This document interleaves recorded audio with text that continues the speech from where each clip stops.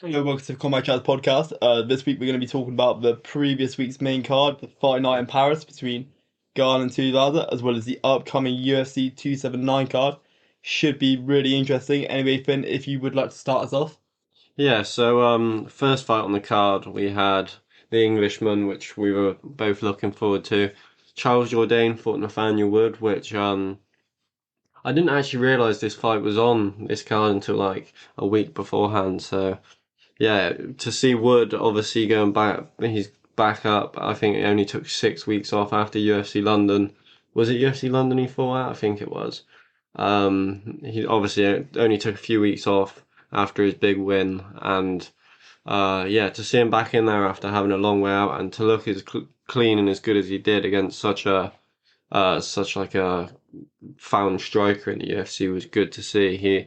A lot of the fight played out in the clinch. They're both dirty boxing, landing lots of nice shots on the inside, but the main factor in this for me was Nathaniel Wood really making it an MMA fight, and he switched up his grappling with his striking beautifully. He's got one of the best pull counters in the UFC in my opinion. The way he just slips past a jab or right hand and will just counter straight back with his own straight right is an art form in itself, that counter. So yeah, great performance. The wrestling really impressed me. What were your thoughts on this one? I have to agree. I thought he was looked really good. Charles Jourdain, he's a very good striker, very well established. He's got some really nice kicks. Mm, He's a hard fighter to fight against on the feet. But as you said, with his countering, I felt like he was very patient. yeah, He wasn't necessarily rushing it at all. And he just looked really calm and composed. And his wrestling as well, I mean, it really did, benefit him well. I don't think he didn't look exactly necessarily overly exciting, but the explosiveness in what he did. And as I said about the counter, he was just so patient and calm and composed. And he's countering perfectly. He played out how he should. It was really interesting. Funny enough, you said like the UFC London, what was it, Blades as Spaniel? mm. Like he's fought very recently. Who did he fight on that card again? I think Charles Rosa. Yeah, it was, wasn't it? Yeah, and that one was a perfect example of the pull counter again. He pieced him up so bad in that fight. So yeah, he looked just as good. He was getting hit with some big shots early, and he really bit down on the mouth guard, and he was willing to. Although he was looking for that big counter shot, he was also willing at points to really dig in. And when they were both head to head in the clinch, and there were body shots and both digging uppercuts upstairs. For me, it was probably one of the best fights on the whole card. I really enjoyed this one, and it was great to see Wood get his hand raised. Obviously, he had a lot of time off. He had a couple hard losses as well. I think he lost to Casey Kenny and Dodson, but I could be wrong on one of them. But I think Dodson would have been one of his like earlier fights in the UFC. I think yeah, he might have been his second or so, but yeah, no, to fought against the vet. To be fair, mm, John Dodson. yeah, and Dodson can knock anyone out when he. I think Wood was winning that fight and he just got caught. And then Casey Kenny was looking very good up until the Dominic Cruz fight, and he beat him in that run. So yeah, it's two losses where it can happen to any good up and comer. Obviously, Nathaniel the prospect Wood, he's finally coming into that nickname now, and I think although the one thing going for him is Charles Jourdain isn't the biggest of featherweights, and he still looked rather small compared to Jourdain, but I mean the strength factor didn't. If anything, he was the stronger guy. He didn't dominate the fight, but I think early on I thought it was looking a bit dicey, but by the end he clearly took over the fight and just landed the bigger shots. I think that was the biggest point as well. The takedowns and the few bigger shots he landed, and yeah, I was very impressed with him. I think he can be a top contender in this featherweight division. I think the wrestling was probably the most impactful tool he used. I'd say. Yeah, His definitely. his countering was brilliant, but Charles Jourdain, he hits hard, he hits clean. He's also very, very explosive, and he's throwing good variety strikes. And Charles Jourdain, I mean, I believe French, Yeah, French Canadian in it. French Canadian, which is I'm interested to that. Obviously it's UFC Paris. You have quite a few French fighters, Mm. but yeah, no, I mean he looked very, very impressive, and it's good to see a lot of French fighters come up on the scene. But yeah, overall it was a very, very good fight. Relatively contentious. I think a lot of fights in this card were, to be fair. Yeah, I wouldn't, they're very competitive, a lot of the fights. I wouldn't say there may have been like one or two which weren't quite, But for the most part, they were just very, very competitive. Hmm. But anyway, if we move on to the next one, Yeah, so next time in, sorry, we had William Gomis against Jamal Aaron's, would you say? But this was a good fight. The striking, it looked like Aaron's was kind of the bigger, more powerful striker, but Gomes was really sitting back, waiting to counter. He every time he did throw it, looked like they were damaging shots. Like he'd throw some wild kicks in there, and he landed a nice uppercut at one point. But yeah, I think Aaron's will look back at this and be disappointed with his performance because I felt like it was a fight he could have really put his foot on the gas and maybe won because obviously there was moments I think he rocked him with a straight right or straight left, and then he sort of dipped down into a head kick and but didn't really put the pressure on after that. And I think Gomes is a very good fighter. Obviously, he won the fight by mostly grappling. He'd stay on the feet and they'd trade, and then near the end of the round he'd take him down and dominate the position for a lot of it. But yeah, I don't have loads to say on this fight. It wasn't the most exciting, but then again, it was Gomez's debut in France. It's a big occasion to step up, and I think in the next few fights we'll really see him bite down on the mouthpiece and go forward a bit more, which I'm excited for because he looked like a big. His slipping and head movement was very good as well. His defense was really good. What were your thoughts on this fight? so I think with Aaron and whatnot, it's a hard one because when you're fighting someone who's fighting like Gomez, debut in Paris, France, where he's from, Mm, Paris born, yeah, or Paris, fighting out of Paris anyway, at least. Uh, it was a very impressive performance, and he looked very interesting. Just in his variety, he looks like he has a very much a varied skill set, mm, and obviously with being his first fight and whatnot, it's always hard to tell because a lot of fighters, they'll have a really top first fight, and then obviously you don't know how they're going to be, throughout the remainder of their time in the UFC. I But mean, Johnny Walker, who we'll be talking about later, look how he started in the UFC, and yeah, it can go downhill at any moment. But it was a strong start. but yeah, no, definitely. So I thought his kicks were like sick, Yeah, honestly. yeah, he did some. I mean, his body kicks were very, very good. The head kicks he couldn't really land, but the techniques he was using, he used the jumping switch kick at one point, and Yeah. it's just we see Derek Lewis using that one a lot too. It's just a very dangerous kick, and when you're throwing things out there, it's very hard to read what you're going to do. But for me, the most impressive thing was his head movement because he wasn't active enough to show how skillful he really was, in my opinion. But you could see how comfortable he was being in range and having people throw shots at you, and you need to have that in the UFC. We've seen so many fighters come through and been like, if you're frightened to get hit, fighting fighters in the UFC, they're going to hit you at some point. So, yeah, he was very calm. Just slipping out of range, like very closely. Everything was just sort of rolling away from him. I was very impressed with his head movement. I felt like he was quite explosive though. Like Definitely. with his takedown, just when he did go forward, Mm, I felt like he was quite active throughout the entire fight.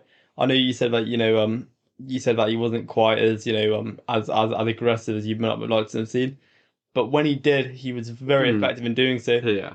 And I think that when you're fighting like that, it's it's hard to really combat unless you're because I mean worst comes to worst, he's taking you down. Mm, You know what I mean? So yeah. it's there's not really a lot you can necessarily do about, all you can do is maybe, have a good takedown defense and stop that momentum.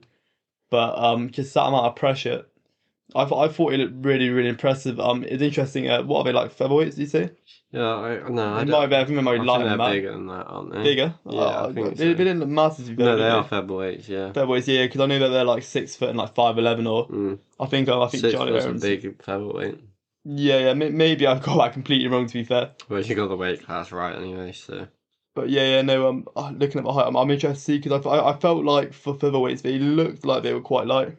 But yeah, like it was a okay fight. Like if you look at the stats, the striking stats, none of them threw an overwhelming amount. It was a lot of like feeling out, feinting. I was impressed with Aaron's power. Like when he did go forward, I feel like I was kind of just waiting for him to land a big shot at times. I felt like watching it live. So yeah, it was an interesting one. So yeah, I'd like to see Gomez fight again and really show his whole skill set. I mean, it'd be very interesting to see. It'd be very interesting to see. 6 foot and 5'11". Jeez, yeah. So yeah, but yeah, not massive guys in bulk wise, but I mean, never really been a massive guy, bulk wise Yeah. at featherweight. But yeah, no, yeah, very interested to see. I'm looking forward to the future. Ernest as well. I mean, obviously, Just- there's a lot more to see of him as well. I think Mm, I really do, and yeah. he's a powerful guy. Mm. Like he's very powerful at division. So yeah, I mean, it'd be interesting to see how they look in the future. Yeah, so getting us on to the next one, we had Aliso Desherico versus Roman Kopylov. It was a very good fight. Do you want to get what were your thoughts on this one? So this one, I can't remember how we called it exactly, but I remember I said that I think that they're fairly similar fighters. Both relatively inactive. Kopylov maybe being a bit more powerful. Jericho, he was the one. It was is it the head kick? Yeah, but against Buckley. Buckley, he also fought on this card. Now with Jericho, he's it's interesting because he's good technically and he's got some nice leg kicks, but I just feel like he's never really active enough. Mm, It's almost like he's always waiting for the counter, or he's not static, but he's not really active enough. He's always kind of counter striking, yeah. or he's always on the outside. And I feel like with Kopylov, he's very powerful. It might have been would that have been the only or one of the only finishes in the card. Mm. Whitaker, that was No, that that was was a decision, wasn't it? decision. Yeah. Decision. Yeah, yeah. Obviously the Garn fight was the finish. Yeah, the Garn fight. Yeah, yeah. Got mixed up. Cool, but yeah, no. Anyway, yeah, Kopylov, is a very powerful guy. Both show good technical striking. Mm, But I feel like with Kopylov, he was just a bit more on it really. mm, I just thought he was very aggressive pushing forward, yeah. and I feel like that's something Jericho he's just not very good at coping with at all. I think Kopylov was doing very well. He was pushing him back. At times it seemed like he was kind of mirroring him just to kind of cut off Jericho's weapons, if you know what I mean. Yeah, So like he was pushing him against the cage, and he was always looking to get his straight right in first, and it was blasting through Jericho's guard, and obviously the finish happened with that, and then he just barraged him with a few hooks, I think. But there was many times where he has a very snappy right hand, and he was just getting it through the middle. He cut off the octagon very well as well. Um, and obviously that helps if you're a finisher and you're looking to get big finishes like he did, you've got to be able to cut off the octagon with someone who likes to move and sort of counter as much as Jericho, because although Jericho hasn't done the best in the UFC, obviously we saw Buckley pushing him back and walk right into a head kick, so he is a dangerous fighter. And I think I saw a tweet that he retired after that fight because how much he's been struggling. So yeah, respect to him. He's put on a lot of good fights for UFC fans. Not been the winner of a lot of them, but that KO of Buckley, I think it was just after Buckley did that jumping spin kick as well against Kasanganai, and straight after that to head kick him, he kind of stole the hype a bit, and I think that maybe just weighed on his shoulders a little bit, and yeah, he struggled since then. But yeah, it was a very good fight. It was a good one to watch, and obviously Kopylov got the finish, which isn't good to see, but everyone likes to see the finish in these fights. it was a good performance for Kopylov. It really Yeah, was. yeah. I feel like with Jericho, as you said about the stealing the hype and whatnot. With the Jericho, I feel like there's always that potential there, Hmm. but I just don't feel like he does what he needs to do. Yeah. He just doesn't make the right decisions when he's fighting. Hmm. He doesn't. I don't know whether it's his game plan or whether that's just how he fights the fighter. Some fighters are just like that. Yeah. Some fighters are very much rigid in their fighting style and how they like to fight. And I feel like a lot of the time, as a fighter, that will just plateau you Yeah. as we're seeing a lot of divisions. Mm. But with the Jericho, I feel like with what he's got, maybe that's just how it is. I mean, I feel like even with Marvin Vettori, for example, there are lots of gaps which prevent him from potentially, progressing further up. Although he is very, very high in that division, Mm. and obviously, I think was it Adesanya, Yeah. is I he got mean, beat to be Yeah. champion. You know, it's not many people doing that. I feel like with Jericho, I just don't feel like he's gonna ever really do the right thing, Mm. you know, or really ever use the right set of tools and go about the right ways to get to where he needs to be. Yeah, I do agree. I think it's a shame because I remember even when he base planted Buckley and we saw Buckley's chin, and we'll be getting into that later because it's not an easy thing to do. So he had all the skills. It kind of, not with the same skill set, but it kind of reminds me with the Uriah Hall situation where he seemed like he could have all the access and opportunity to really rise in the rankings and do something, but there's certain things that didn't allow him to, and it's a shame to see, but it is what it is. It's the UFC. It's elite fighters around every corner, and when you're fighting them, there's always going to be a loser in there. So yeah, it's just a shame. It was usually Jericho. Unfortunately, so anyway, moving on to the next one, if you will. Yeah. So the next one on the card was. It was actually the one I was just mentioned, which was Nasruddin Amavov, Imavov. Imavov against Jaquan Buckley, and I really enjoyed this fight. Nasruddin, I'm just gonna call him that. He was he was straight away trying to like assert his authority. He was walking forward. He was playing a lot of mind games.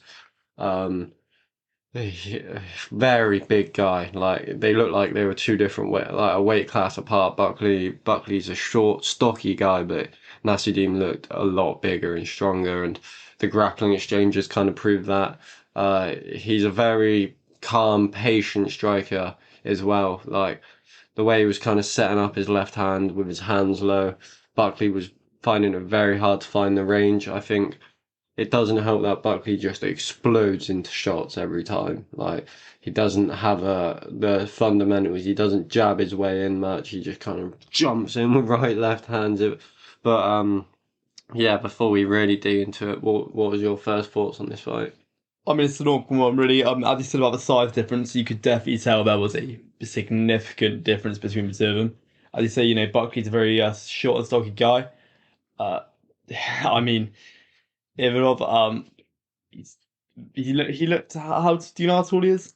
I don't. Yeah, I I'll get don't it know if he's on. mega tall, but he's a bit taller than Buckley, I'll get it up. like quite a bit. But yeah, no, I'm just looking at the size difference.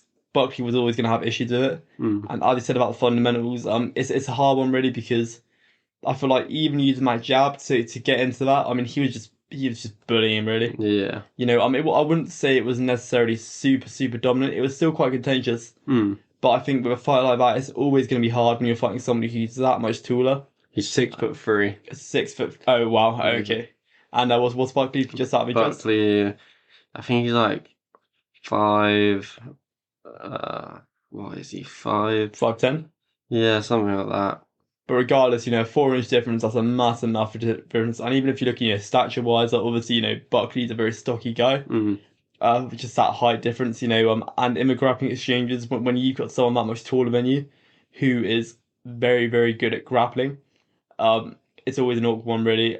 I feel like he did very well, technically, Yeah, just with his striking, definitely. you know, and I feel like it was always going to be an issue.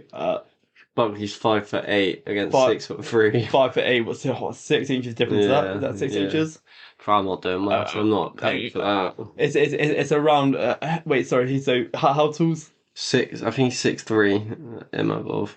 so 6 inches difference? Yeah. So 6 inches difference. That's like a subway. Mm. You know what I mean? It's a 6 inches good old subway on top of his. on top of his noggin. But yeah, What no, are we talking about? I just feel like it's a massive difference, and I feel like that as well as just the strength he showed. Whenever there was a grappling exchange, but Buckley, he's not going to come out on top. Whenever there's, you know, a striking range, I mean, the range you're going to have when it's 6 inches, you're going to have a hard time getting in there unless you're going to start flying in. Mm. And flying in didn't work.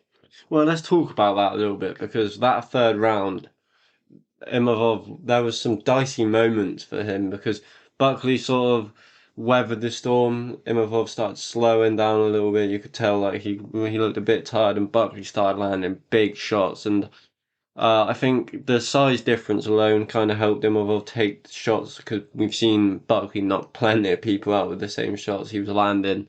and he was sprawling on the takedowns. If that was a 5 round fight, I think I would have went Buckley in that one if they went the distance. And it's a big like hat in his feather cap in his big feather in his cap to be able to just go at that pace with Imavov, such a bigger guy, and really like by the end of that fight he earned his respect because at the start he didn't have it. It seemed like it was a very good fight, and I just feel like people made it out like something it wasn't. Yeah, yeah, no, I agree. Yeah. I feel like if you were to look at that, unanimous decision, correct? Hmm. But to look at the fight, it wasn't pure dominance. No. He did at times. I use the word bully. I don't know if that's correct, The first but round and a half, he did bully it Buckley. it, it, it was just more a matter of just the physicality. You know what Yeah. I mean? And you're always gonna struggle. But yeah, it's a good point to make about 5 round fights. I think that a lot of these fights, the additional 2 rounds can make a big difference. Definitely. They're So, called championship rounds for a reason. Like, exactly. So some people have the mustard to go the five. Some people don't. Some people can do it in three. Some people can do it in five. So some people who might be able to, finish an opponent in three mm, isn't making it to the fifth. yeah. And I think that definitely has a big impact. And when you're getting worn out, if you're so used to fighting, because a lot of these fighters, a lot of fighters won't ever really have a 5 round fight in the UFC, just because they're not making Yeah. it there. You know what I mean? I think we could see Buckley and Amovev take both having fight. I think they're both very talented fighters. Like, I'm excited to see where they go in the future. It would be interesting to see. It's also contentious though, Mm, a massive thing. But regardless, there's still a lot of time, yeah. so it would be interesting. But yeah, I mean, overall, I thought it was generally quite a good fight. It's unfortunate for Barkley, really.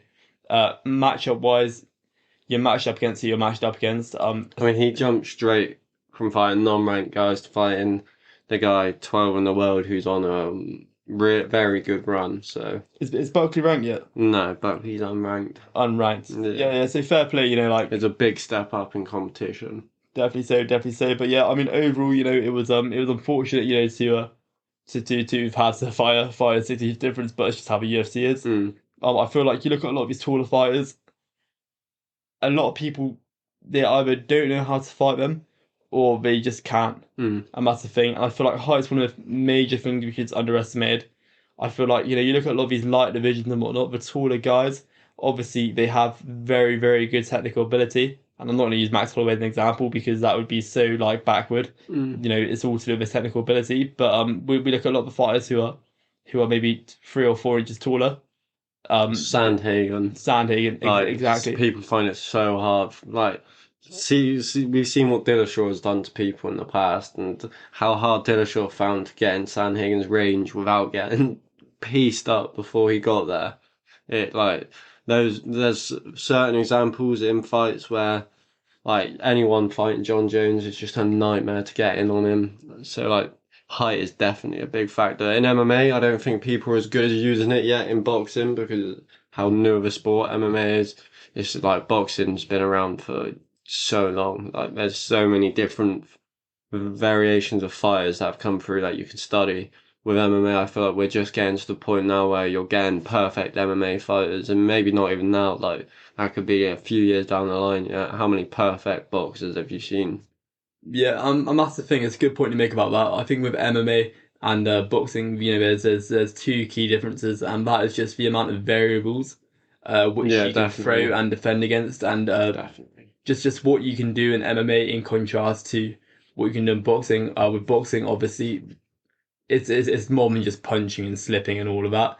But it gets to a point in which there's very much. I feel like with boxing, it's almost relatively clear what works well, what Mm, doesn't. yeah. MMA, we don't know that. We're seeing a lot of good wrestlers come through, Mm. and obviously, I know that it's been spoken about for a while. That wrestling is probably one of the most beneficial, but at the same time, we're also seeing fighters of other disciplines coming through. Yeah, And like elite and strikers with elite takedown defense and uh, stuff like that. and that's the thing. But fighters like for example the Gamrot Mm. fight Yeah, Sakarian, and Taiyukin, yeah. Sakarian, Yeah. whatever it may be, whatever it Yeah, may be. they're all right when you.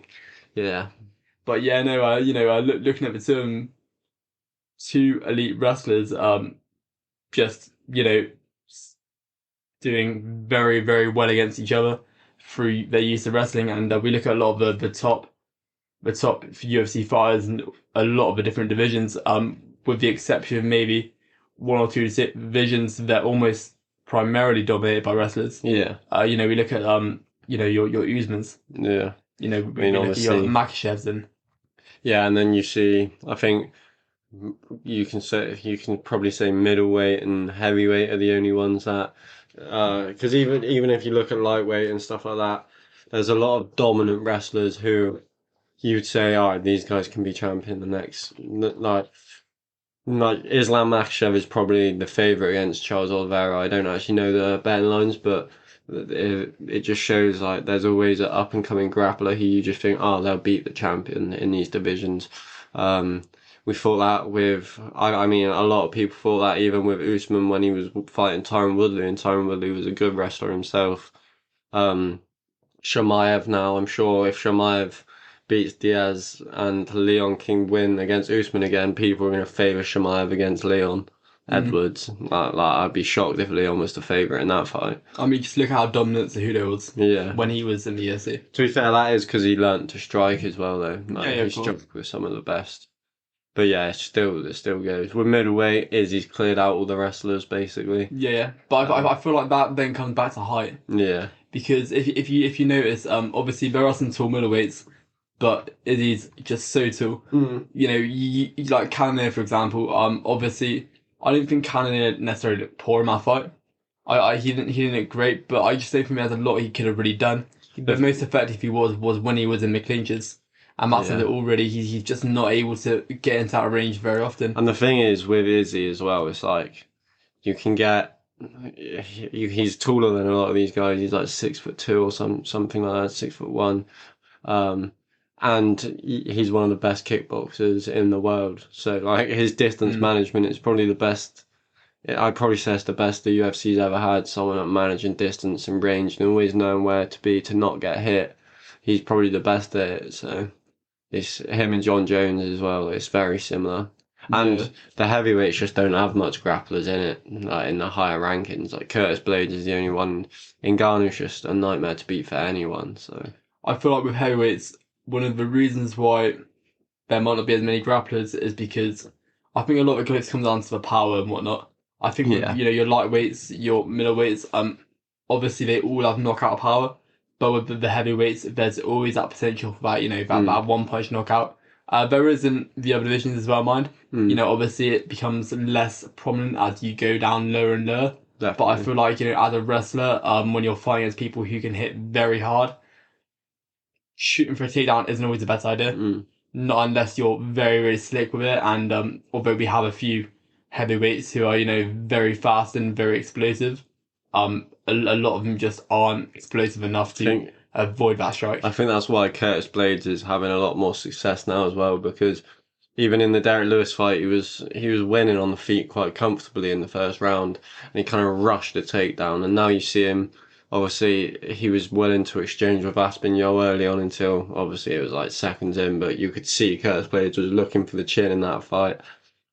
And when he beat Carl Darkus, I think, or Chris, it's one of the brothers, like get Yeah. mixed up, but yeah, so you can see how comfortable he is on the feet, and that's why he's so high up in these heavyweight rankings. But Ngannou's been able to fight a lot of these wrestlers and just fucking drag them off him. Do you know what I mean? Yeah, of course. Instead of using technique. Well, So, that's the thing, and I think it's a good point you made about Cejudo learning to strike.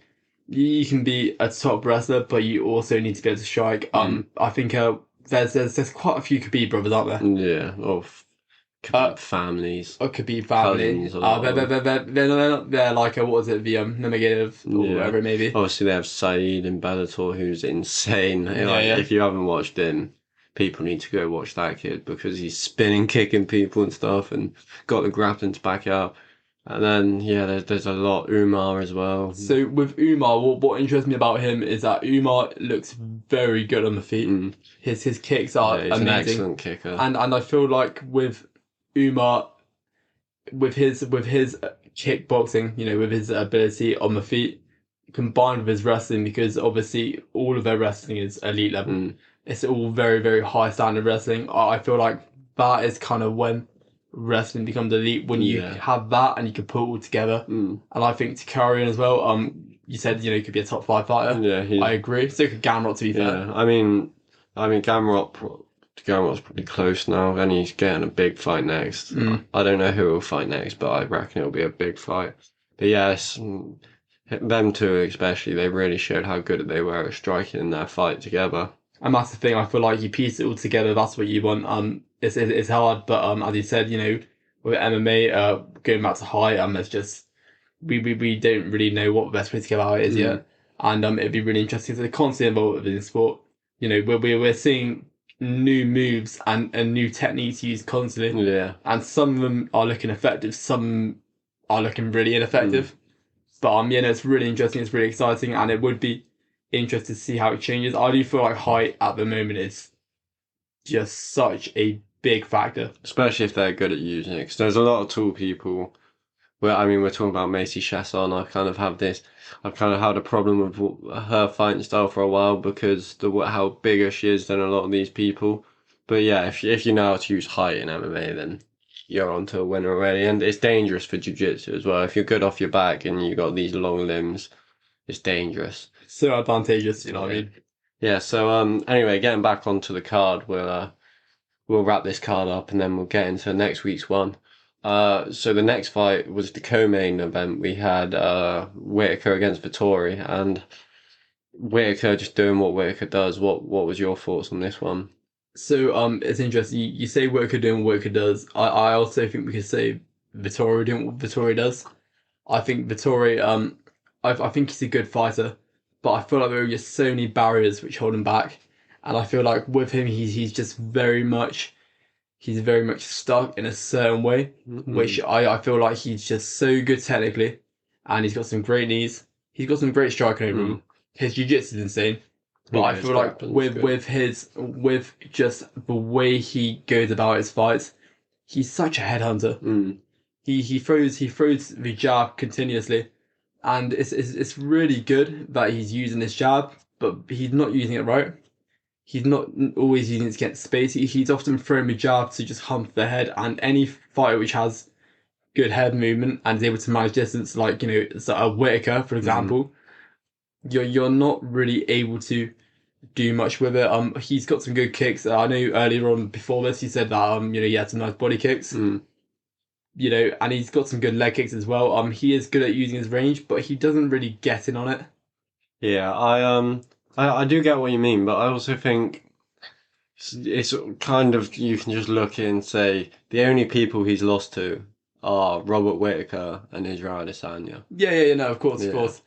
But that's where it goes back to where I say Mm. it stagnates him. Yeah, yeah. He's just at a plateau because he doesn't change it up. He doesn't do what he needs to do to potentially beat these guys.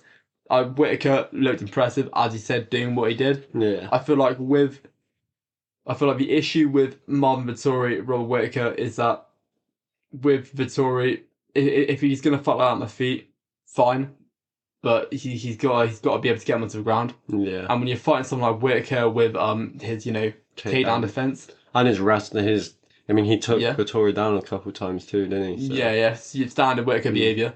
When you have that, it's hard. Really, it's kind of you can't really do a lot in the fight other yeah. than what he did. And but I thought Whitaker looked good.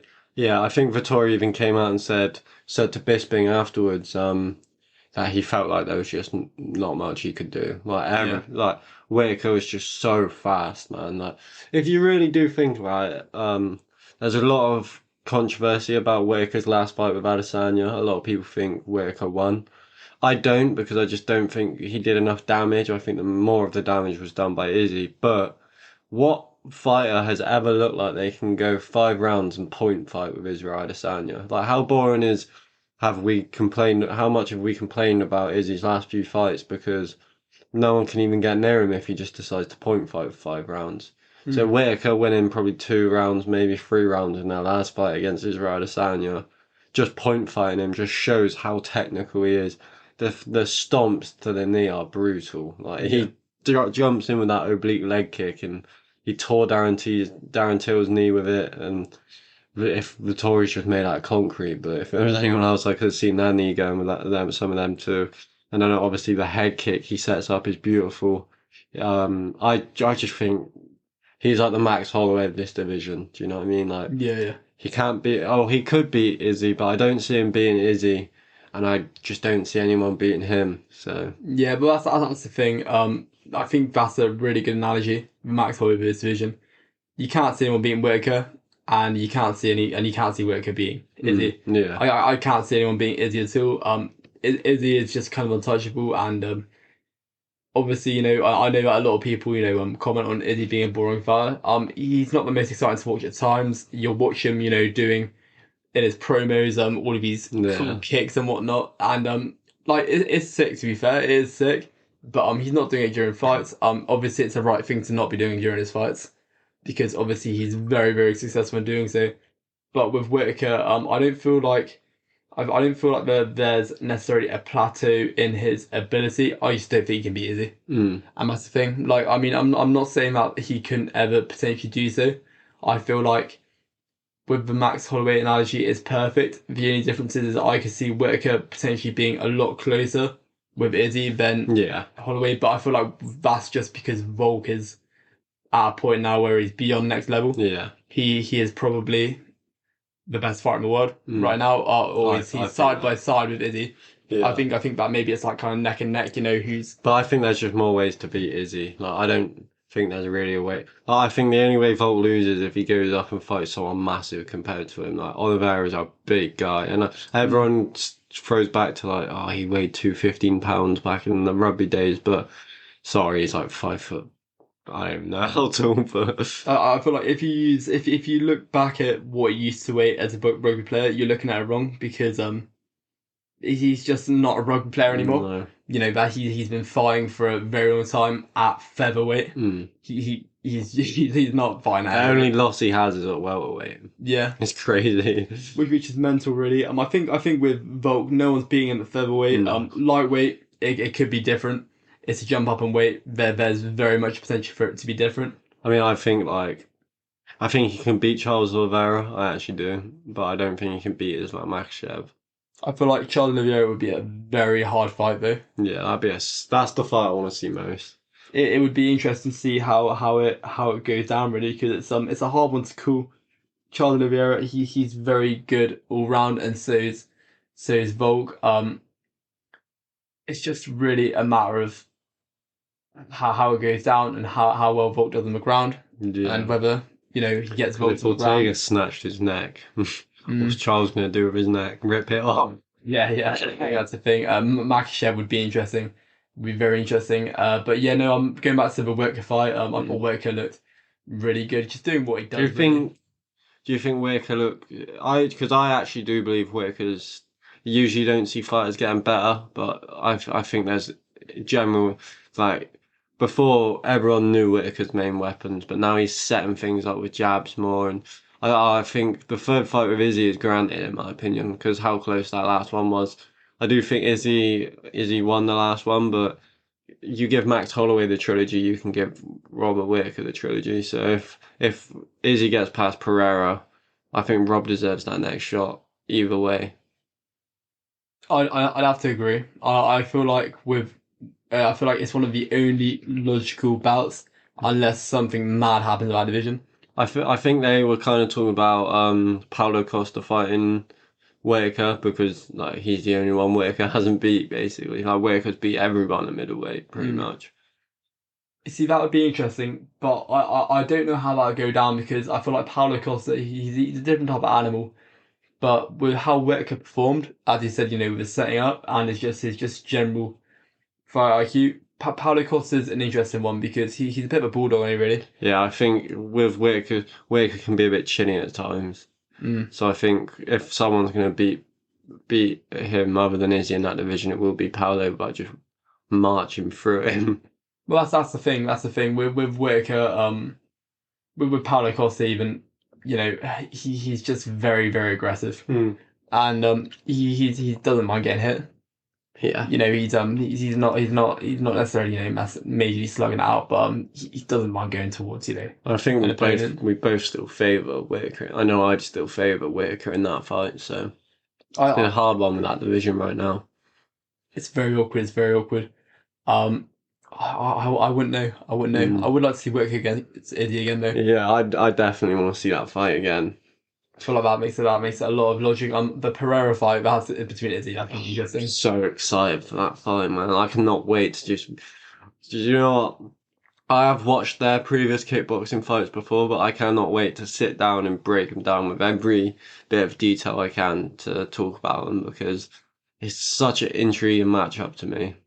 It's interesting to see how they're going to go about it really, because I don't know whether it be very much just a kickboxing match Mm, or whether it be something completely different. I mean, it's a big jump up. yeah. Obviously, Sean Strickland's good, but Whitaker's next level. Although to be fair, Sean Strickland, I don't know what he was doing. No, I don't think. I think that they kind of chose that matchup knowing Sean Strickland was dumb enough to just walk forward and try and strike with him. That was very awkward to watch Mm, because I feel like looking at that, you could almost tell what was going to happen. yeah. It was very much just it was almost inevitable. Mm, Just what watching. But yeah, overall, just quickly wrap up the Whitaker fight. I was maybe talking about this tomorrow. But I feel like Whitaker, yeah, just looked really good. mm, Really good on the feet, really technical. Marvin Vittori couldn't really do much, and yeah, fair yeah. play. So we're 40 minutes in and we haven't even got on the next week's card yet. Mental. There was a lot to talk about this week, but we're gonna pick up the speed a little bit. Um, so going into the main event, it was a very good fight. I enjoyed this one because I think Ty surprised a lot of us with how technical we can really be. The first round, he was cutting the octagon off very well. I still say lost it, but very close round. And Ty kind of just didn't mind playing the game with Garn, where he'd kind of stay in the pocket. He knows Garn's going to just try and keep him away at distance for the first few rounds, and he was happy to oblige and look for his openings. And he was missing, but he was coming close to the chin with a lot of big looping right hands and left hooks. So we got into the second round, and that's when the massive shot landed. And what were you thinking when Garn got knocked down with that shot? Did you think it was over? So when you got hit by a shot, it's hard to think how someone's going to react because Taito Vazza, he's somebody who he hits very, very hard. Mm, He hits. I mean, he's a knockout machine. yeah, He gets a lot of KOs. You get hit by Taito Vazza, you're feeling it yeah. very much so. Has he ever been to the scorecard? I don't know. Not off the top of my head, I don't think he's ever been to a decision. I mean, surely so, surely so. Mm, But I know that he has got some brutal knockouts. I know that he's somebody who likes to. He doesn't. I don't know if he likes to get hit, but he's more than happy to do so. He's more than mm, happy to just walk through it. When he did get dropped, it's one of those things. I didn't know what was going to happen really, but I mean, I thought I'm surprised he recovered. To be fair, I really yeah, am. same. Like, fair play, fair play. Yeah, watching it live, I just remember thinking, oh, it's done. Ty's Mm. clipped in. Because how many people get up from a big shot from Ty? Oh, Like, no one no really. one, yeah. Like, it's just not a thing. Mm. But yeah, no, yeah. So I mean, anyway, yeah. So yeah, that's us. Yeah, so obviously I'll get into the Garn looked insane when he got back up and the crowd, by the way, that was like the crowds maybe better than the crowds in the UK because they were crazy. They were like there was one point where everyone was just bouncing up and down and chanting like it was a football match. It was weird to see that in a UFC crowd and Garn was feeding off that. You could see he very aggressive after he got knocked down, which we're not used to seeing. A lot of people were complaining in the first round about how boring he was on Twitter. Anyway, you don't take much from Twitter, but a lot of people were complaining. Then he got clipped, and it's like something switched in his brain, and he just went to the work on the body, and it was one of the most brutal examples of just like destroying someone head to toe because the leg kicks, the body kicks, and then there was one point where he like fainted body kick and he did a question mark kick and kicked him right in the jaw. Sort of Ty pretended to be wobbled a bit and tried exploding afterwards, but and the uppercut was brutal. It was like a hook uppercut, sort of. The knockout punch was brutal. Garn looked very good. Oh yeah, very much so. I have to agree. I feel like with Garn, he knows what to do and he's very technical. And the moment you said about it switching his brain, him just thinking to himself, oh, I gotta start, I gotta start throwing these Mm. soccer kicks. So I know that's not Yeah. the technical name for it, but they were literally like he was trying to, He stood up and it's like he went for a volley. And yeah, literally. yeah. But I feel like that all comes down to just his fight IQ. He knew that's what he needed to do. Mm. He just got hit with a big shot. He might have been very dazed. Yeah. Who knows what it was, and he just knew he had to just knock the living wind out of him. Mm. And the fact that Taito Ada took that many shots Yeah. from His Garn, chin. but just the body shots, Mm. the fact that he still Yeah. had a set of lungs afterwards was mental. Really, Yeah. I'm surprised one wasn't ruptured or whatever it was. Mm. But yeah, no, it was absolutely brutal, and that was definitely the right thing to have done because that right there set everything up Yeah. for the finish. Finish was beautiful and whatnot. Cyril Gahn, he's so technical and he's so intelligent. I feel like Taito Ibada though, a lot of the time I feel like it's underestimated just how like technical he actually is. Mm. I feel like a lot of people they'll see the knockouts and all of that and they'll think, oh yeah, he's a really good heavy hitter. You know what I Yeah. mean? He doesn't mind taking a punch. He's got like a sick chin, but he's very very technical in his striking. Yeah. I feel like at times during this fight, he did just need to calm down a little bit. Yeah. He was just so hurt that he knew that he just Yeah. what can you do when you're that hurt? You know. At that point, if you don't go for it, you're going. Just But gonna get finished. I mean, even throughout, I just feel like there were times in which he was maybe potentially not fine. He did well. He said clearing space. He got a bit impatient at points, didn't he? Even before Yeah, he yeah. got hurt badly, he was kind of getting a bit impatient, especially when he landed that. I think this is going to sound like a weird point, but one of the worst things to happen to him in that fight was when he landed the big knockdown, because that was the first thing that really worked for him. Obviously, it was early into the fight, but he kind of just went back to it too much. He was just trying the same combination over and over, expecting Yeah. the same thing to work.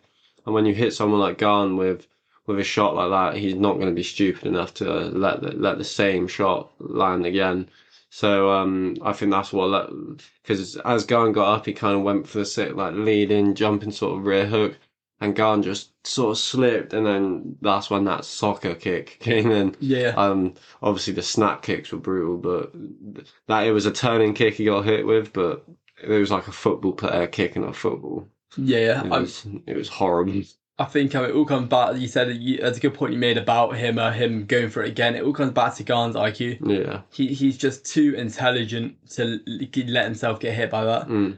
Maybe Ty was thinking maybe he's dazed. He's not quite thinking right. Yeah. Which is a completely plausible thought. Who knows what he was thinking? Whether he could see straight or whether it was because that was a big shot. I mean, he said in the interview afterwards that it kind of knocked him out and he fell against the cage and the bouncing of the cage kind of woke him back up. In the air, yeah. And that's the thing, and to be fair, like it wasn't a bad idea at all.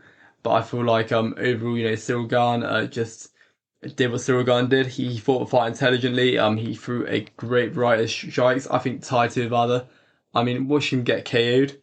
Yeah, it hurt. I didn't enjoy it.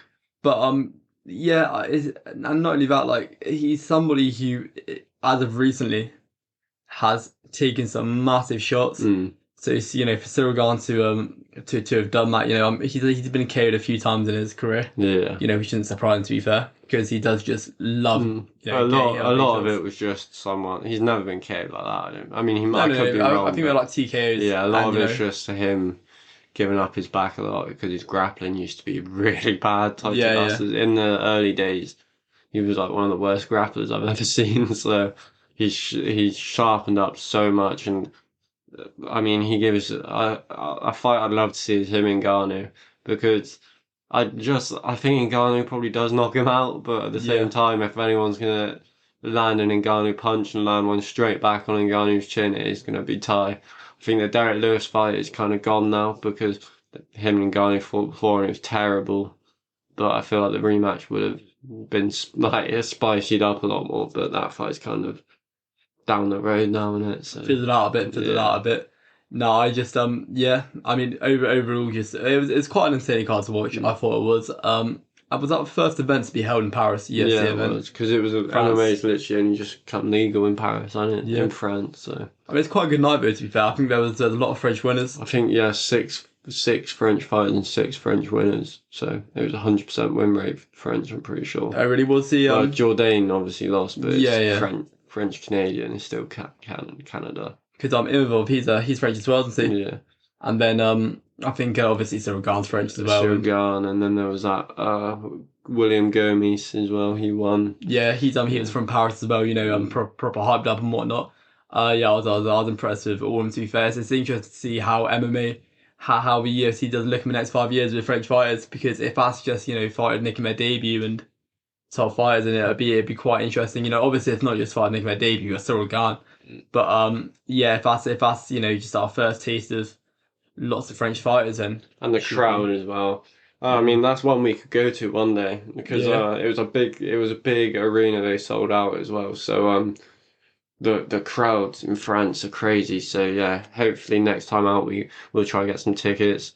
Get a That flight to that'd be France. insane. Yeah, France isn't far for us really, No, is it? well, but So maybe the final was maybe the reason why he did so good was because he wasn't jet lagged. hmm. He had to get on a There was our probably a flight. lot of English there for him as well. I know there was a lot of Italians there for Vittori too. Yeah, So yeah, and a Cherokee as well, yeah, Italian. yeah. So quite. It was a very much a European card, Mm, yeah. very And much. it was so good being able to get a like not a lion, early night, sorry, instead of, I mean, this weekend I'm dreading already, 6 a.m. So Yeah, what was it? 6 p.m. this yeah, week. this weekend started at 6 p.m. 6 p.m. That's quite nice I of think it it. started at like 5:30 in the evening. So Oh wow, that's really nice. If only every card was like that. mm, Don't know how many more in Paris, and London though. Well, not consistent anyway. yeah, no, I mean they're gonna come a lot more, but yeah. So I think with the card coming up until we get to the sort of last 2, 3-ish fights, we'll go not quick fire, but we won't spend ages breaking down these ones because obviously there was a lot to talk about last week. So Johnny Walker against Kutalaba. That for me that's a very interesting matchup because it's two fighters who have had lots and lots of ups and lots of downs. A lot of downs of recent. Obviously, when Johnny Walker came into the UFC, I remember for a long time he was the man to beat John Jones when he first came into the UFC because he hook kicked someone and then spin and back fisted him afterwards, and then there was the flying knee against Misha Serkinov. A lot of good. He knocked out Khalil Roundtree with a brutal elbow. Like his first 4 fights were all like first round finishes. So coming into UFC was a massive hype train. And Ion Kutalaba, we know he's just going to bring it every time. A lot of his fights, a lot more people get more excited for the weigh-ins because we've seen him literally paint himself green and scream in someone's face, pretending to be Hulk before. So this one for me has just got entertainment written all over it. So how do you kind of think this one's going to play out, and what's your prediction? So it's an awkward one really. Obviously you said both of them have ups and downs. I think Kutalaba, they're both just really interesting guys. Was it Johnny Walker who did one? Yeah, dislocated shoulder. Dislocated his shoulder. Well, Cool. it wasn't. I think that was after the Serkinov win, after he flying kneed him. Yeah, yeah, that's mental really. But yeah, I mean, it's a hard one really. I think it's a big fight for both of them really. Mm, I feel like Kutalaba. I'm gonna go Kutalaba for this one. really? Yeah, yeah. How it's gonna go exactly? It's hard to call really, but I don't know if I'm thinking finish. Mm. I don't know. You see, there's something about me which thinks maybe decision, but I'm not too sure. I think you don't see it much, but Kutalaba is also like very high ranked in sambo as well. So and we've seen Johnny Walker's grappling isn't the best, so maybe it could go that route. I mean, it would be interesting to see. If that is the case, then I think Kutalaba decision definitely. But Yeah. it's just a very hard one to call. Regardless, I think it's gonna be a very exciting fight. Yeah, I can see why you do that because Johnny Walker, let's be real, he has not looked good in his recent losses. Like I don't want to be disrespectful, but you need fundamentals in MMA, and that's something he lacks, and it's got him knocked out, and it gets him hurt a lot. Like it seems like every fight he gets hurt badly. But just by the way he's been talking, I've watched a few of his interviews, and he's sort of changed a lot in his camp. He said he's been working a lot on his defense, and he quit. I think he quit weed, and he said he was getting paranoid, and he wasn't in the right headspace for a lot of time. The THC just affected him different than a lot of these fighters because they use it a lot for recovery as well. So yeah, I think I'm gonna go Johnny Walker knockout, but I could be very wrong on this one. This one is either way. They're kind of the up and down fighters of this division, and I think both of them need a win very bad, and I think a win is very important for them because they're both guys who fight they've both fought the best of the best in this division. The Jamal Hills or I mean, Kusleva lost to Glover Teixeira, so and Muhammad Ankalaev. So they both want to be in a position where they're fighting the best in the world on the biggest stages. And another thing, Johnny Walker is very much a crowd pleaser. Like in his first fights in the UFC, you could tell how like he feeds off the energy, and he's not fought in front of a crowd in his last 3 or 4 fights. So I'm interested to see how that affects him. So yeah, I think the first one we're split on, which is going to be good. We'll come back next week and see who got more right this week. So yeah, either way that fight could go. And this fight, obviously, both been in the UFC a while now.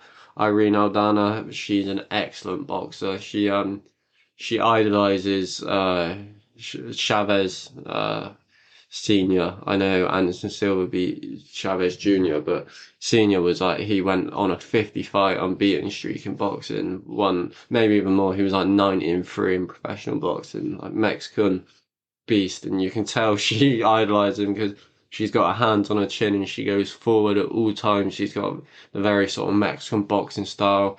She's got a few submissions, a lot of knockouts, which isn't hugely common for these women's divisions. I don't want to be stuck in that because we've seen some excellent knockouts from them, but I mean to get like a finisher, you don't see it much. And Chasson's the same. She's got a real mean streak in her, like she likes to damage people. So this fight's very interesting for me.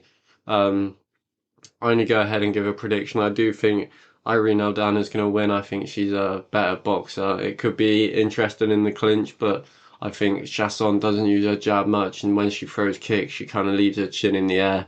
And with Aldana, if she finds your chin, she can put you out. So I'm gonna go a second round knockout, and I'm also gonna go a first round knockout for Johnny Walker as well because I didn't give the round prediction for that one. Okay, so this one, it's an interesting one. As you said, knockouts aren't a common in this division. They just aren't. It's not something which happens a lot. Obviously, we have seen some recently. And it's usually boxers who do it, funnily enough. Usually the women who are really good with their hands and that. But I think I can very much see this going either way potentially. I think that the boxing is going to be very challenging for Shaz to deal with. At the same time, I feel like Shaz we're seeing a lot of good clinch fighting at the moment Yeah. in this division. A lot of good clinch fighting. And I feel like that could be just enough to bring it to a decision. Yeah, What they'll it do, could very well go the distance. what they'll do in the clinch, who knows? But I'm gonna go with, I genuinely think so. I believe that Shaston's gonna be doing well in the clinch, but I feel like the boxing is gonna not go away. I'm gonna go Shaston loss, Yeah. and that's what I'm going for. Yeah, so now we're getting into sort of the spicier end of this main card. And this one, we have obviously Big Mouth Kevin Holland on a good streak since coming to welterweight. He's fighting Daniel Rodriguez D-Rod, who I think his last fight was like August last year, so not quite a while ago he fought last. I know he had some knee problems, and he's looked excellent of recent, beating Kevin Lee in a quite a dominant performance. I think that was Kevin Lee's last fight in the UFC. So it's an interesting one. He's a very dirty Thai boxer, kind of really likes to land those big shots, like rock you. He'll rock you and put you away quick. And Kevin Holland, we know he's a very good striker. The thing I don't like about Kevin Holland's chances in this fight, he kind of leaps into range at points. Like for someone who's so tall, like we were talking about earlier, he doesn't use his basic fundamentals to just keep his range. He likes to be in the pocket too. But I for this one, I'm gonna go Kevin Holland knockout because I think his defense is good enough, but I think Daniel Rodriguez gets a bit too wild when someone's putting pressure on him, and I think Kevin Holland's power is a big thing. This fight's at a catch weight. I think they're fighting at 180 pounds, so bit of a weird one. Oh, okay. Yeah, I think Daniel Rodriguez is the one who wanted it. Obviously, Kevin Holland just moving down to welterweight, you'd think it'd be him, but Rodriguez maybe the time off has kind of got to him, and it's a very interesting fight because we've never seen Kevin Holland get knocked out, and I think this fight's going to be a finish either way. I can't see it going the distance, but I could be wrong with that one. What's your thoughts on this one? So it's a hard one, really. Kevin Holland, he's got some very, very impressive knockout power, Mm, and he does like to fight a lot in the pocket and whatnot. He doesn't tend to use his range as much as he likes to, as you mentioned previously. I feel like with this one, it could potentially be a matter of either Kevin Holland, securing that knockout, or either Rodriguez going the distance with just, the flurry of the strikes he throws. He's very clean, he's very accurate, and he's very. I feel like the word bombarding, mm. if that makes any sense. Bombardment. Bombardmenting. That's No, definitely not a that's word. not the word. I don't think that's ever been a The word. first one you got, it's not bombardment either, it's bombarding. Bombarding, so I did get it right correct Yeah, initially. I don't know why I said But my, bombardment. my my English is perfect. But yeah, no, as I was saying, yeah, so I feel like it could genuinely be a matter of I feel like if Kevin Holland does get in close enough, it could be a knockout. Kevin Holland is gonna it's unlikely that he will be getting knocked out. Mm, Not to say that, he is something which won't happen, and it would be interesting to see him get knocked out. But I think if it does become a matter of Rodriguez getting in the cleaner, the more certain strikes, I could potentially see it going in the direction of decision Rodriguez, and it's easy enough to say Kevin Holland knockout. I want to see this fight with this. I want to see it be a bit of a war. which So very well could be because I can't see Daniel Rodriguez as a guy to go down very easy. He's talked about being 211 street fights, and obviously he fought in prison a lot. So yeah, yeah. I've watched a lot of his interviews, and he grew up fighting on the streets and having these rough fights. So yeah, it's going to be a very interesting one. I'm gonna go Rodriguez decision. Mm, That's gonna be my prediction. mm. Yeah. So getting into co-main event, this one could hurt to watch because Tony Ferguson obviously very badly knocked out last time out against Chandler, and going up a weight class to fight Lei Liang, who's one of the best knockout artists in the welterweight division, could be very dangerous to his career. Yeah, no, I completely agree. I feel like it's an awkward one, really. It's hard to call. I feel like Leju Lang, he's got some amazing knockouts. He's such a good stand-up fighter. He's accurate. He's good at working all parts of the body, using all of his strikes, and he's just so strong. Mm, Like if you look at him, he just the force he throws with. I feel like this could potentially be an issue. Um, I mean, it's a hard one to predict exactly. I'm just trying to think like with this one, Tony Ferguson. I mean, he didn't look he looked okay in his last fight, to be fair, and we were seeing like lots of we were seeing him be unpredictable as you like him to see. But it does feel like he is definitely toward the last stage of his career. and how long ago was that? For a knockout like that, you usually take about a year off. Yeah, yeah, no, it's quite recent. It Like, must in the last May. 5 months, I reckon. I, Five, I six I months. reckon less than that, to be Yeah, fair. Like in the last 5 or oh, 6 in the months. last 5 months, Yeah. exactly. And I feel like with Tony Ferguson, pairing against somebody who strikes like that, I don't know if that's really necessarily the right matchup. Yeah, he's not necessarily the top guy, but he's a guy who hits very, very hard, and a guy who is known for getting knockouts. If he hasn't got the chin, which he might not have anymore, then why is he paired up against someone like this? Yeah. You know, there are definitely other fighters which would maybe be more suitable, who are maybe Dan slightly more. Hooker. I don't understand why that. Or Nate Diaz. Why is Nate Diaz fighting Shamaev? That makes so much more sense. Yeah. You know what I mean? So, how it's gonna go exactly, I'm not too sure. I can't see Tony winning this one. I think he's gonna get KO'd again. Mm. I don't want to see it. I feel like they've kind of done him dirty here, but obviously he has to also agree to it. So, you know, You know what I think? I think the rear naked choke is going to be there. The Darth choke is going to be there. But is the opportunity to get Lei Liang going to be there? So I think Tony, with a lot of these submissions he's got in his career, absorbs punishment, makes it a real dirty fight, and then gets people into deep water and really drags on their neck. But I don't see Tony being able to deal with the power. no, neither. I genuinely think it's gonna be too much. I just don't think that he's gonna be. I don't feel like this is the right fight. I No. really don't. I feel like That being said, Tony Ferguson, second round submission because I cannot go against him. I do not want to see him lose.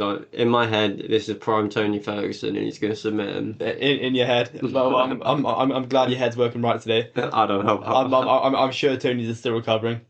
Yeah, yeah, probably. But yeah. Actually not, because he shouldn't be fighting Lei Liang in that case. I mean, whether he should be fighting or not right now, of course he should. But at the same time, you know, he had a savage knockout, That was brutal. and I feel like looking at him, he didn't look alive, and I No. just feel like that's such a short time to you know to just recover really. And Michael Chandler, you know, is such a high level opponent. Lei Lang, the power he has. Again, it's the same thing with Chandler. He can put you out of anything. He'll kick you in the head 1 second. He's knocked out so many people where he reaches with his left hand forward and just throws the straight right down the pipe. And yeah, did he knock out Ponzinibbio? Knocked out Muslim Salikov?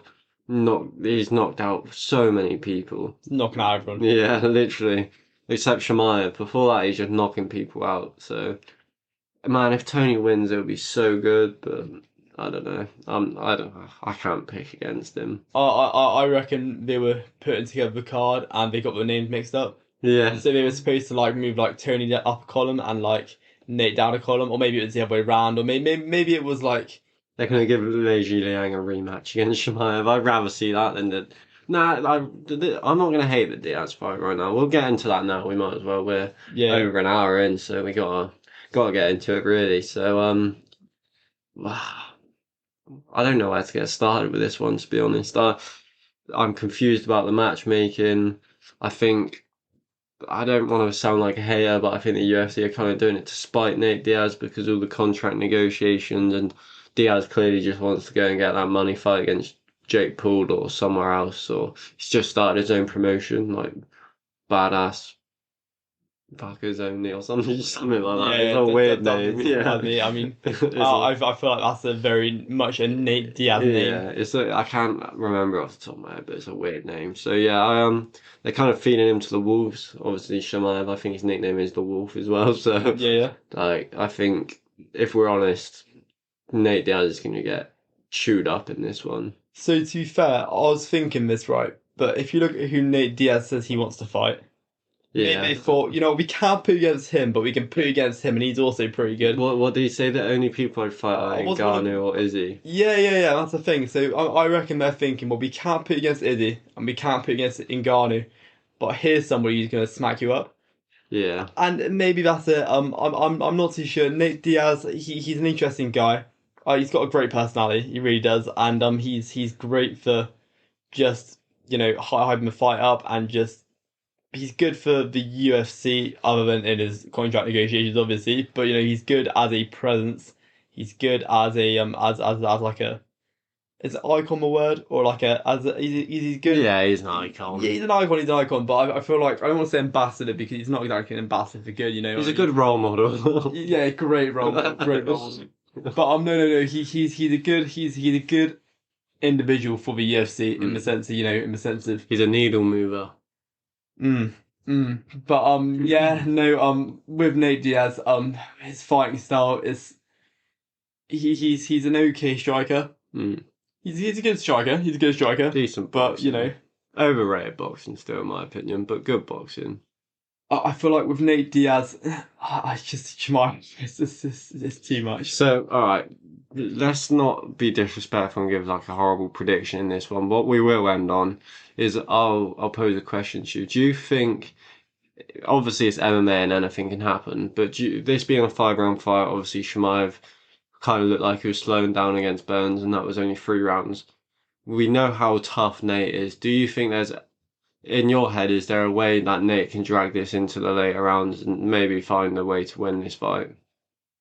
I feel like if Nate were to do this, it's going to be purely down to his toughness Mm, and purely down to his stamina. yeah, same. And I think that's the only way it's going to happen. He's not going to be keeping distance. Mm. He might try, but in all fairness, it's Nate Diaz. I don't think he's going to try. He's just gonna go in there, put his middle finger up, slap the guy, see what happens. I think he's very open about. I don't think he's said he's gonna win this fight. I mean, I haven't heard him say that Mm. anywhere. So I think he's open where he's just like, I'm gonna let this up and comer come in, make his name off mine, and I'm just gonna give it everything I got. And that's a dangerous guy right there because he's got nothing to lose. He knows if he loses this fight, what changes for Nate Diaz if he gets beat up in this fight? He gets beat up for probably what, like the 16th time in professional MMA. He's still one of the biggest stars to come out of the UFC, and he can still go fight at Jake Paul because realistically, the way he loses this fight, I think he's just going to get ragdolled. I don't think Chimaev's going to stand with him because Chimaev could beat him in the standing, but he can just beat him anywhere. In Chimaev's head, especially, he'll stand with him, then he'll take him down, and then he probably thinks he could submit Nate Diaz. So But there's no real benefit to him necessarily standing up. no, That's the thing. no. It's just not really super beneficial to him. I mean, obviously, you can beat him on the feet, but I think he will stand just because he'll want to grow his star more. mm, Obviously, if you're in an exciting, I think he wants an exciting fight. Shemaev does. I think he'll be happy if Nate Diaz can show his toughness and drag it into the deep waters. I think Shemaev's that type of guy. He's just crazy. But yeah, I think we're both got to go with Shemaev on this one. I was gonna go Nate Diaz second round knockout personally, What overhand right? I was going to slap Stockton slap. Stockton slap. Nah, But, out of all seriousness, yeah, Shemaev. does Yeah, he finish? Do you think he can knock Nate out? yeah, So yeah. I do. So I really I. do. I'm gonna go third round knockout. That's I feel, exactly I what feel I was like gonna say. You know. I feel like Nate's going to be able to carry out an event. It's an interesting point that you make about it. If it were to take place on the feet, I feel like that's when Nate drags it Yeah, out. I think that if Nate can get into the later rounds, I wouldn't be surprised to see him pull off some triangle choke or. But I don't see it. No, I don't see it. I feel like though looking at Nate, it's could potentially be an unfair judgment because how he's going to turn up, we just don't know. Yeah, and before we do the outro, we're not gonna give any breakdown or anything on this fight, but I just want to know your initial thought when Anderson Silva was just announced to fight Jake Paul, because I actually do want to do a breakdown on this fight and dig into it and see who you actually think is gonna win. So, just what was your initial thought when you opened your phone and saw that? I mean, it's a weird one really because Anderson Silva. I feel like a lot of the time when we're seeing a lot of these MMA fighters get put against boxers, and I feel like with Jake Paul, you don't call him a YouTube boxer because he's just a boxer. Mm. He's not. He's somebody he's a very good boxer. So, can Anderson still beat a boxer? At 50 years of age. I think Anderson can beat Jake Paul. How old is Anderson now? 47. 47, so not quite 50. I feel like I feel like he has the technical ability to do so.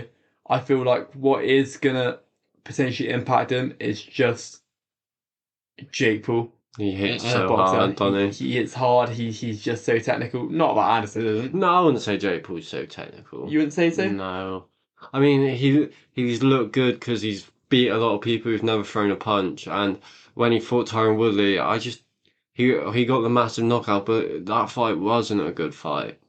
I feel like though with Tyron Woodley being a UFC champion and that it's different being a UFC champion to being a boxer. Yeah, It's not. but Jake Really didn't look that comparable. impressive either, in my opinion. No, I just feel like when I say technical, I feel like even a lot of people don't think about it, but I feel like being able to hit really hard effectively in itself is very technical.